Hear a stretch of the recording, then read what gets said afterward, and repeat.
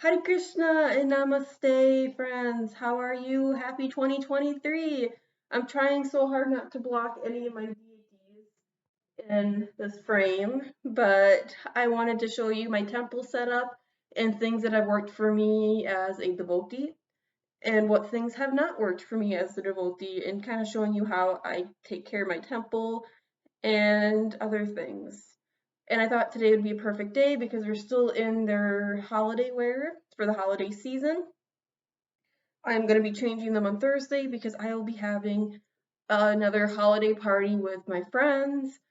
Normally, I try to change them once a week. I was before doing twice a week. I'm going to come back to doing twice a week now because that's part of my New Year's resolution is to do more of the temple because last semester became crazy. There was just so much going on at once, and it was really hard for me to concentrate and be able to dress them twice a week. But that's something I want to come back to doing because I feel like it's nice to dress the deities. I think it's just a calming experience, and it's good for devotional service, and it's showing your worship and everything.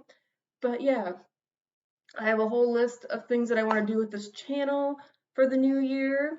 This is like the first one. I thought I would start the year off with a very positive video and looking, temple's always it's always a good start, right? Start your year off by going to temple. Everybody everybody should do that. Start your day off, whether you're going to temple, whether you're going to church, whether you're going to a synagogue, whether you're going to a mosque. Start your day off with your beliefs and your spirituality. Meditate and have a great time doing so. But anyway, my temple. Okay, I have RadhaKrishna ji. As you know, I worship RadhaKrishna. They're my primary deities. I have a very interesting temple setup, and I want to kind of explain the ideas around the temple setup and all those good things like that. So I'm trying to figure out how. Ah, here, you're just gonna have to be moved. So here is my RadhaKrishna ji. Excuse, I've never filmed this way with my computer. So here's my big RadhaKrishna ji. Krishna ji is 13 inches, while Radha ji is 12 inches. I have I got these cute little brass cups from the Krishna store. I also have this really cute. Oh, I'm so sorry. I'm sorry about the shakiness of this video. I'm trying to get it to balance. I have this really cute tulsi plant, and I got these little flowers at the Dollar Tree. They're $1 each for flowers, and so I just kind of cut off the stems, and I keep them there for decoration. I also have a picture of Balaram and Krishna, Vrindavan. And I just offer these this morning because I like to offer a lot of my jewelry and my hair accessories to Radha first. When I get them, these are something I got for Christmas. I really love them, but I thought Radha ji it'd be prettier if she wore them first and got use out of them, and then I could wear them. We have Ram, Sita Ram, Hanuman, that whole family. I know this flower's kind of blocking a little bit. But yeah, so I do put Sindoor on Radharani. I know that some people say you shouldn't put Sindoor on Radharani, but I always say that, a lot of the bhajans I hear about Radharani, she always wears Sindoor for her, for Krishna, for her deep love of Krishna, even though they were not married on a, like, how to explain it? They were married, but they weren't, like, she wasn't recognized as one of, like, his chief wives on earth, but they're spiritually married, and it's like I feel like it's a disservice not to put cinder on her. And a fun fact about these deities is that I had to paint them.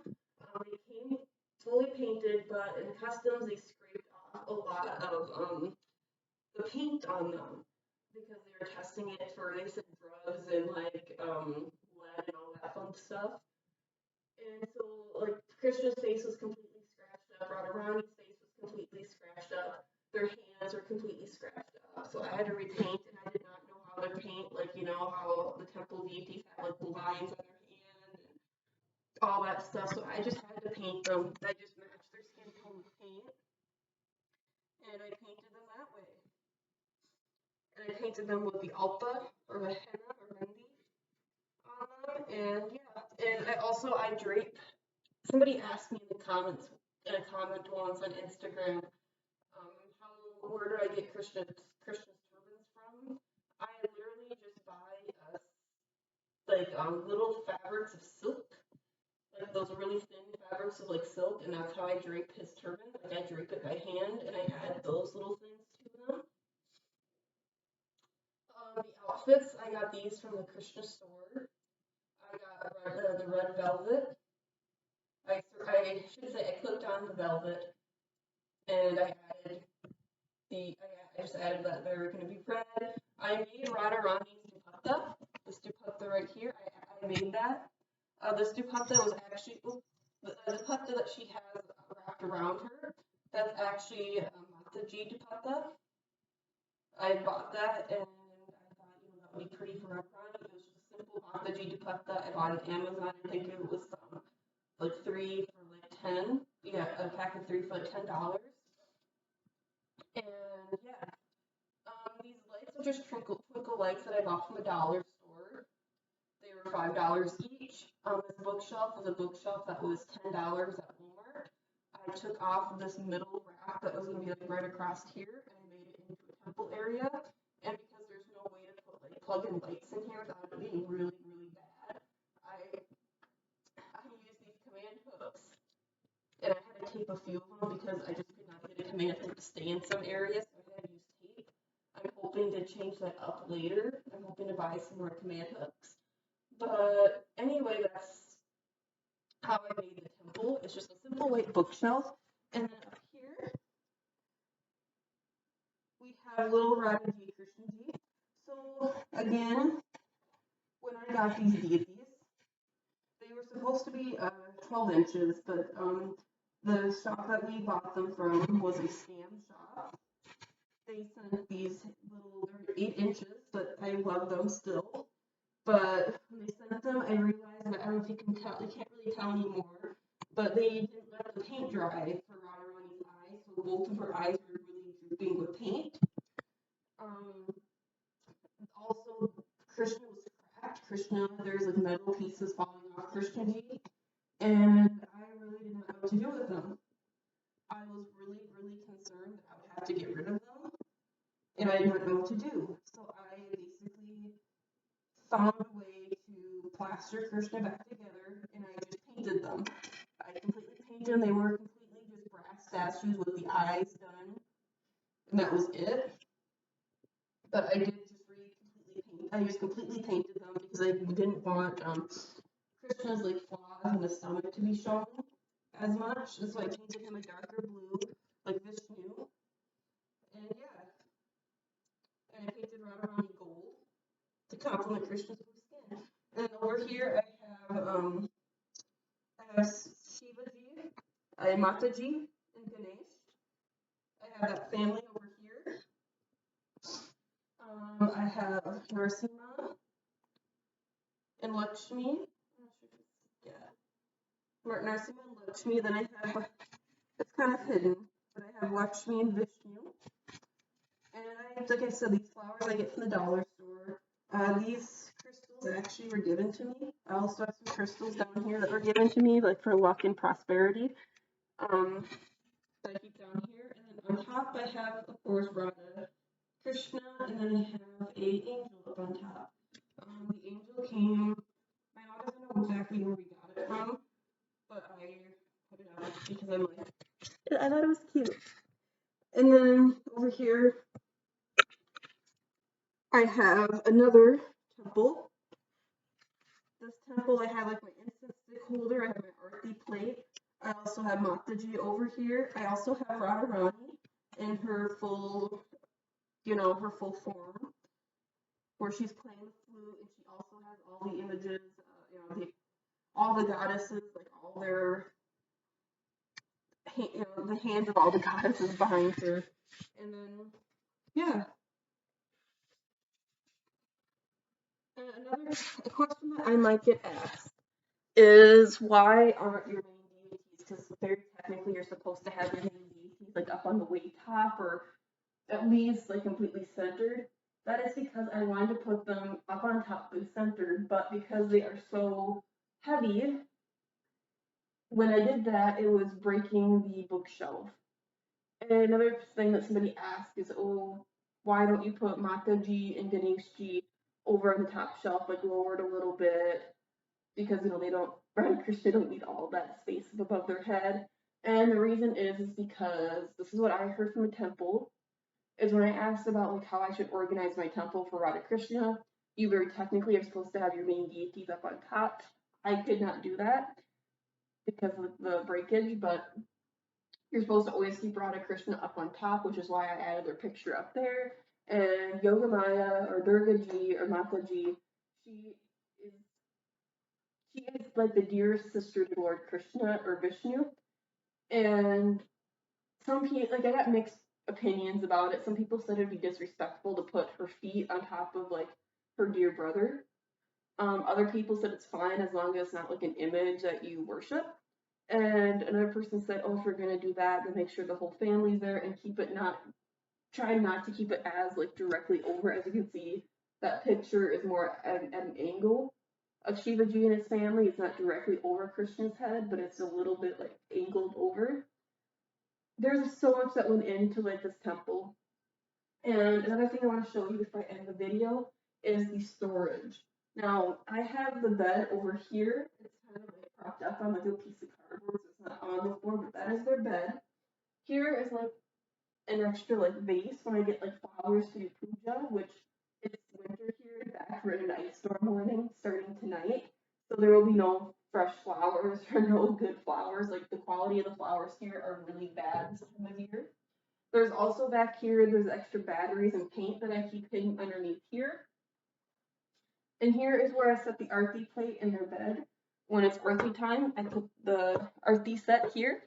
And when it's bedtime, I put the bed on this fold out, and I covered it with this, and it's all full of glitter because of when I also use this when I prop them up. So when I dress them, I prop them up on here. Underneath here, I have for storage. This is all of their clothing and jewelries. Now, me, every time there's a sale at a Krishna store or like any sort of deity store, I always get them. Here, I have kind of organized it. So this is like all like their wigs, their jewelries, like their necklaces, their bracelets, all that good stuff is in here. This is kind of like more of the miscellaneous things. Like I have some turbans that didn't quite fit. I found like this guy is so cute, but I ordered this for Big Krishna. It was supposed to be for a 12-inch deity, but it wasn't quite big enough, so then I safety pinned it smaller to fit on small Krishna's head. There's just like some crowns and everything in here. I normally don't put a crown in Radhaji. Normally what I do is I either let her show off her sindoor, or I put a tika, and I just ordered some tikas, and that will be in a video coming soon. I ordered her some new tikas. And then they have like tons and tons of clothing. Here's some of like the ribbons I was talking to you guys about earlier. I just get like these like strips of silk fabric, and I use that to wrap around Krishna's head for his turbans. And that is simply because I really wanted to get him really good turbans, but I could not afford some of the turbans that I can get here in the US. So I said, how about I just drape my own? And I feel like Krishna's not going to judge me if I'm not buying him the most expensive turbans. But I'm doing this because it's like I also get to decorate them. Like I can put whatever little jewelry on top of the turban that I want to.